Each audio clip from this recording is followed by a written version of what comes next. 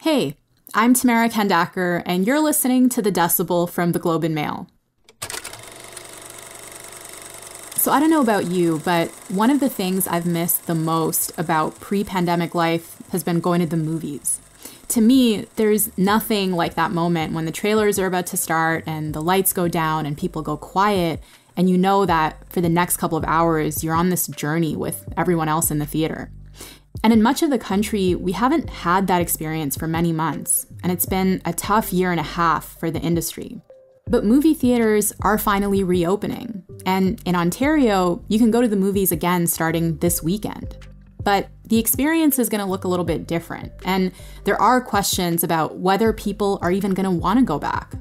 But I am so ready to watch any piece of trash on the big screen. Bring it on. I'm just so sick of watching things on my terrible little laptop with my terrible little headphones. Barry Hertz is the Globe's film editor, and he's joining me today on the podcast. We're going to talk about some of the movies that he's looking forward to seeing in theaters and about whether the way that we watch movies has changed for good. That's today on The Decibel.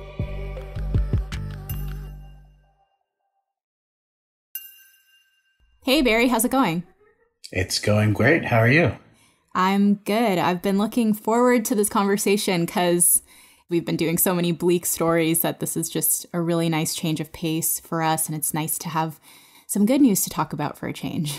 Oh, well, happy to deliver it. Okay, so, I'm personally very excited about this. How are you feeling about movie theaters coming back? I'm extraordinarily excited. I've been waiting 9 long months for this to happen, and many months before that. I think it's long overdue, and I'm thrilled that we're finally going to be able to catch up with the rest of North America. So we're in Ontario, and theaters are reopening on Friday after what I think is the longest shutdown in North America. So what can we expect if we're going to the movies this weekend? What is the experience going to feel like? Well, I think it'll feel a little surreal, and it'll probably start before you actually get to the theater because most cinemas are advising to purchase your tickets online ahead of time, if you can, because of the social distancing requirements and capacity restrictions that they're under. This helps them and helps really you, the ticket buyer, carve out where you're going to sit and how much space is going to be around you, and just to ensure that you actually get the time that you want, because showings are going to be that much more limited and potentially harder to get. So that's the first step, although a lot of people, of course, have been used to buying tickets online through apps or whatnot. And then when you get there, it's going to be, if judging by last summer's brief blip when theaters were open in Ontario to offer any clues, you're going to be masked. You're going to basically interact with any person there through plexiglass, and you're really going to be discouraged from interacting with fellow moviegoers as much as possible. Yeah. So it's going to be kind of a weird, bubbly experience, but you will get the big screen and sound that you have hopefully been missing, and you will be able to have your concessions. Masks are required except when eating or drinking, so it will be kind of a step back to normal moviegoing. And how do the rules here in Ontario compare to other provinces? Well, really, the rules are very similar in terms of the movie-going experience itself, in terms of masks, in terms of concessions, in terms of trying to buy your tickets ahead of time. It's just a question of how many people will be potentially surrounded by you in a theater. Right now, as part of Ontario's Step 3 restrictions, theaters are only allowed a 50% audience capacity per auditorium. And that is only up to 1,000 people per building, no matter how large the building is, how many screens there are, how big those cinemas are. Across the country right now, the rules vary wildly in terms of capacity. British Columbia is operating at basically the same 50%. The Atlantic provinces range from 50 to 100%. Quebec allows 250 guests in an auditorium. Saskatchewan, I believe, has lifted all limits, and Alberta has also removed all restrictions. So the rules that we're going to have to follow when we go to the movies make the experience quite different from a typical movie-going experience. And I'm just wondering, what does the industry say about these rules? How are they feeling about the way that we're reopening? Well, exhibitors, and by exhibitors, I mean movie theater owners, the Cineplexes, the Landmarks, the independent art houses of Canada. Exhibitors are definitely very happy that Ontario is finally reopening, but they are very displeased about the capacity restrictions, especially if you look at other provinces such as Alberta. 50% is great. It's certainly higher than I initially anticipated when theaters would be allowed to reopen. But I mean, 50% is 50%. You're still losing half of your market. And this is after already having been in shutdown mode for so long. They want these capacity restrictions to be eased as soon as possible. It's not feasible to operate a business with 50% capacity restrictions, not in the long term. So theaters have been closed for so long, and what kind of financial impact have these lockdowns had on movie theaters? I mean, it's been absolutely devastating. Theaters, unlike the restaurant industry, they can't provide delivery or takeout. For instance, Cineplex, which is, of course, the country's largest movie chain, they reported revenue loss of about 41 million in the first quarter of this year, which is about 86% almost off compared with the same period last year. That's a tremendous hit. Exhibitors, large and small, especially small, are bleeding money. So do exhibitors want theaters to be operating at full capacity? And I mean, I guess my question is, why can't that happen if we've seen it happen in other parts of the world? Is there evidence of theaters being a big source of transmission for COVID? Well, I mean, that's the kind of complicated answer. Why can't it happen here? From my perspective, it is because we have governments that are very, and perhaps to society's detriment, cautious and playing extraordinarily slow and, in their words, safe reopening plans. But are these supported by actual data and evidence? That's a murkier question. If you were to ask the exhibition industry, the movie industry, they would absolutely say no. And I've done as much research as I possibly can on this subject. There has not really been any reported cases of in-cinema transmission, not only in Ontario, not only in Canada, but across the world. Now, these lack of reports are kind of being promoted by various trade groups from exhibitors. So, of course, they have a vested interest in saying that moviegoing is safe. But we have not seen any evidence put forward by public health agencies or government that says, hey, these are actual sources of outbreaks and transmission, and here's the data. I put the question forward to the governments of BC and Ontario, and often it's just kind of pawned off to, well, we're just respecting public health guidelines, and this is what it is. But no, there really has not been solid reported significant evidence of in-cinema transmission. So after all this time that theaters have been shut down, and considering how hard it is for theaters to operate at 50% capacity, how has the movie industry survived with theaters closed for this long? It's been a time of great tumult, but also great experimentation. We've seen that a lot of Hollywood studios, distributors, they've punted their big titles down the line until theaters can reopen. The James Bond film No Time to Die has been rescheduled at least 3 times. Purely for the hope that it needs to play in a robust theatrical market to earn the necessary revenue to keep that franchise a going concern. So we've had movies shifted. We've had others who have experimented with releasing films both in theaters and on digital platforms, sometimes at the same time, sometimes with that shortened window between when it can play in a theater and when it can play at home. Mm-hmm. Has anybody kind of discovered that secret formula to success? No, I would say not at the moment, but it's just because people are really, and by people I mean the movie industry, are really throwing things at the wall and trying to see what sticks because they're desperate, because their main pipeline of revenue has been shut off across the world.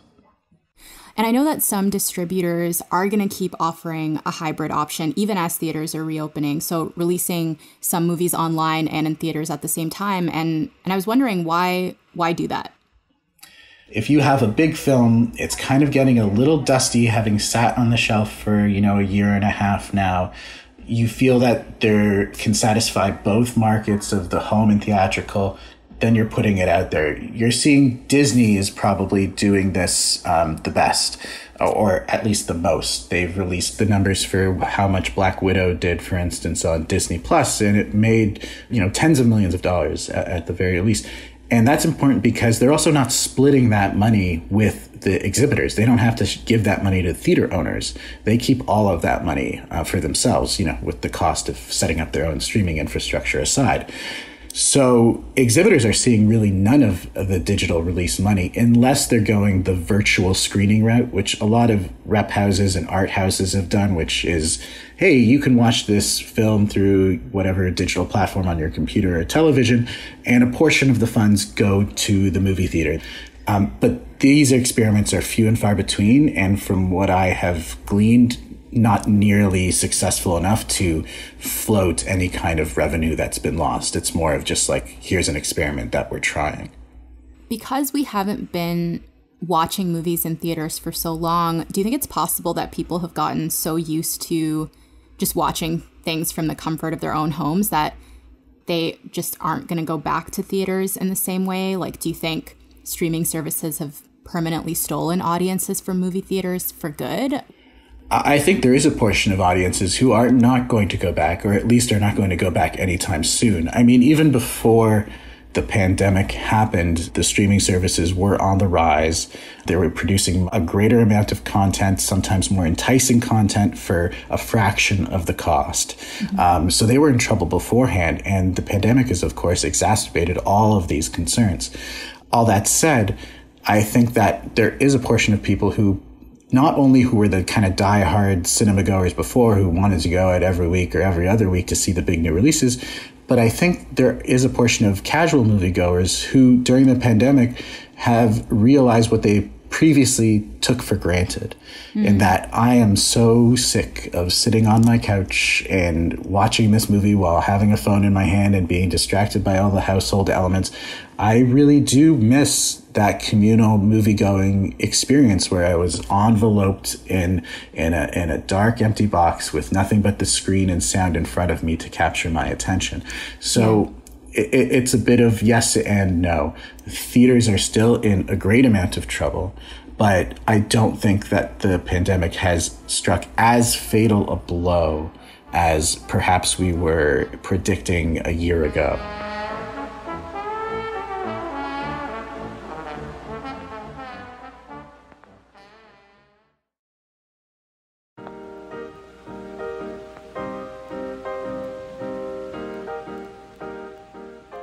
So let's just talk about the things that we've taken for granted. Like you mentioned, like I've been hearing people say that they're very content with never going back to the movies because it's cheaper to stay at home, and they're not, nostalgic about going back to the theater because they didn't necessarily love the experience of going and stuff like that. But I think people might be forgetting what the magic of going to the movies actually is. And I wonder if you can remind us of that. What do you think you get out of going to the theaters that you wouldn't if you stayed at home?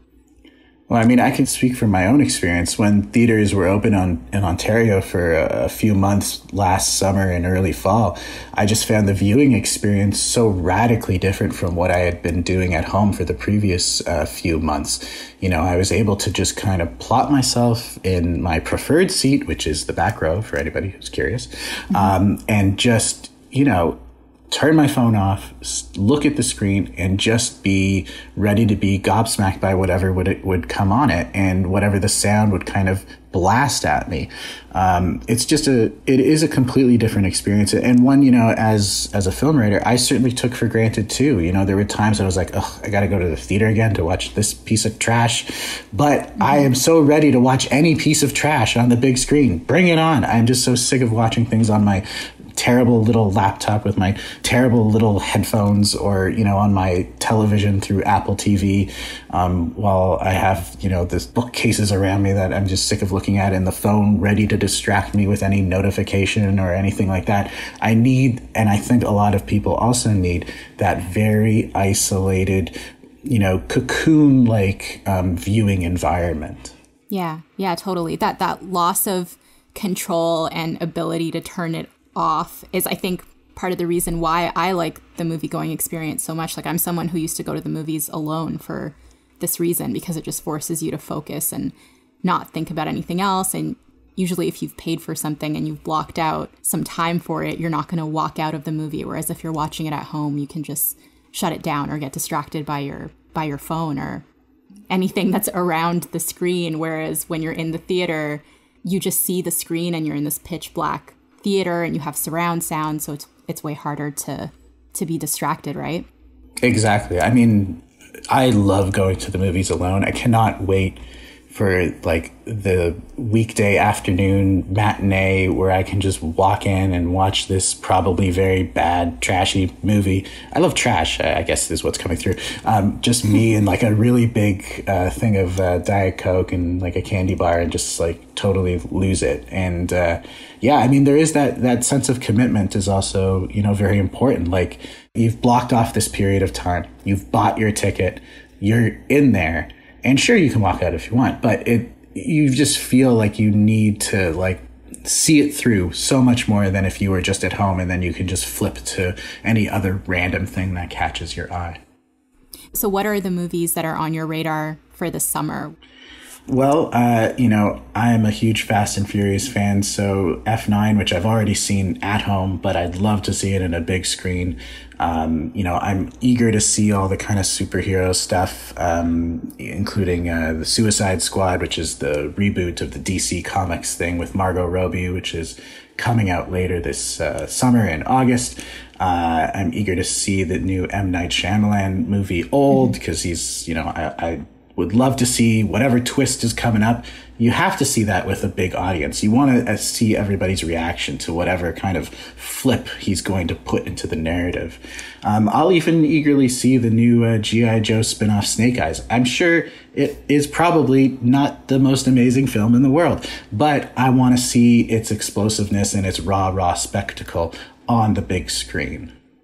The other thing I wanted to ask you about was, we've been in lockdown for so long and away from other people for so long. And I wonder if you can talk about like why, after all of this time, going to see movies with other people might feel extra special. I mean, if you want to go see a movie, you want to feed off the energy of those around you.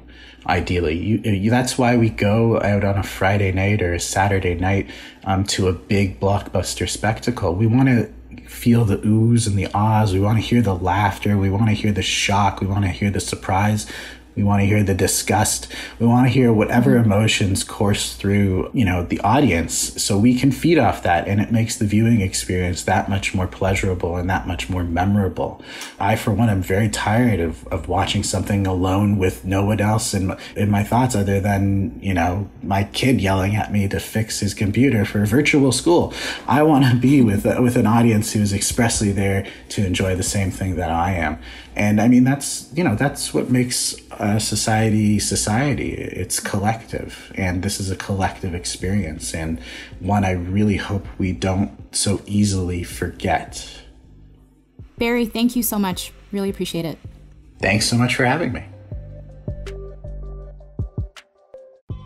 All right, that's it for today. I'm Tamara Kendacker. Our producers are Madeline White and Kasia Mihailovich.